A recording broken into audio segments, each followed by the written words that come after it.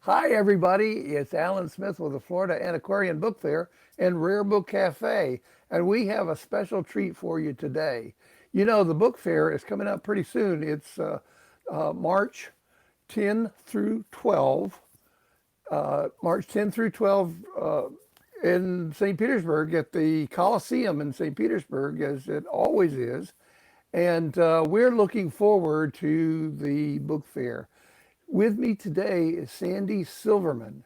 Sandi has Unbound Bookery in Lakeland, Florida, not very far from St. Petersburg. And Sandi has agreed to share some of the things that she's bringing that we're calling First Look, this series of a first look at some of the things that are going to be at the Florida Antiquarian Book Fair.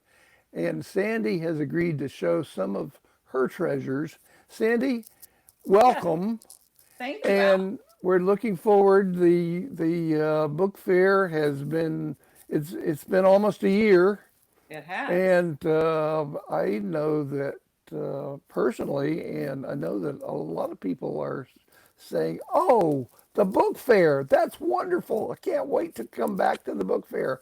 And I know that you're going to have some wonderful items there. So share with us some of the things that you're going to have at the book fair. Okay, so what I have become very enamored with Margaret Armstrong, who was a illustrator and an author. She was very sought after by many publishers during the Art Nouveau period. And so I have collected several of her books that I plan to bring to the book fair. So I'm going to show you, I have to put my glasses on here. I'm going to show you a few of my favorites. So she did over 300 book illustrations on book covers. She did a lot for Myrtle Reed. And see how Okay, so let's bring that up. Just bring that up. No, up to toward the top of the screen, Okay. and we'll be able to see all of it. There we go. There we go. Oh, that's wonderful. Oh, one that is just beautiful.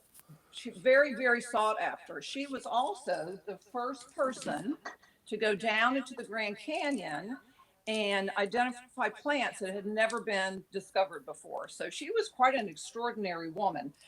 Many of her books, like this one, if you can see, let me get it in Here, the hold camera, it had a her little bit. initials.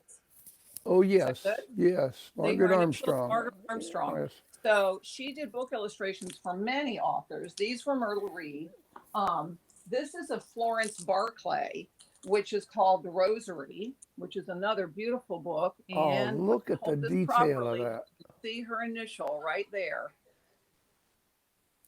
So that's another one I'll be bringing that's hers. And then she also did Paul Ford. This is Wanted a Chaperone. And yeah, these are all, and there's her initial. I know this Mylar makes the cover glisten a little bit, but I just find her books and the fact that there's initials on them, I just think makes them more special than your average. So this is another one I'll be bringing, the White Shield. Oops, I keep going the wrong way with that. I'm sorry. The White Shield. And here's another one. Let me find this one. This one is by Thomas Page. This is the Old Gentleman of the Black Stock. This illustration is a little bit different than the others, but you can plainly see her initial right here at the bottom where my finger is.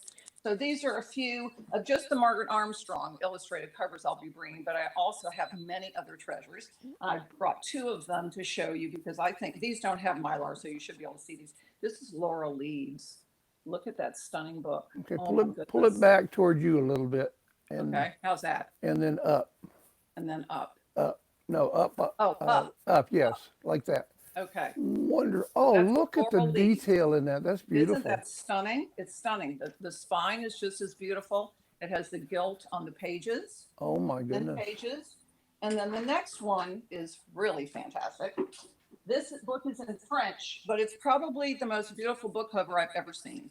It is an absolutely amazingly beautiful book. Oh, look Isn't at that stunning? French history.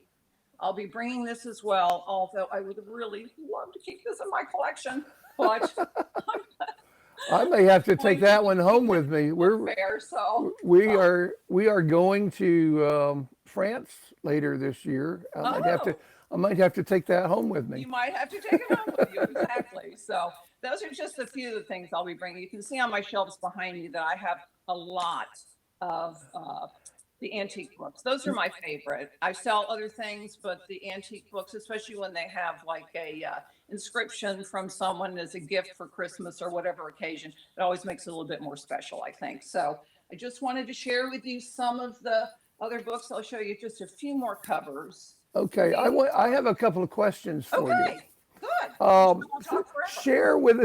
share with us a little bit about this art period and art style, and what you can about the how it gets that way. The Art Nouveau style. Correct. Okay, so what I know about it is just from studying the book cover. So I'm not, Right. unfortunately, an expert on that. But I think that during that period, I think she was in the early 1900s for the most part. Yeah, this one is 1910.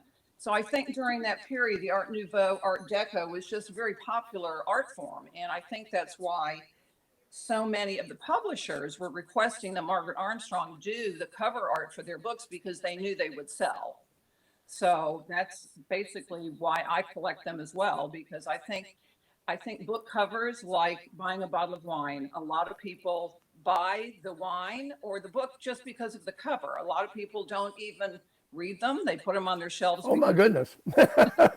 I've But had many people come in and buy collections because they just want their bookshelves to look pretty. they So, want their okay. Well, we and there are, of course, those are wonderful stories as well. yes, Uh, in yes. in these books, you had a couple more that you wanted to show us.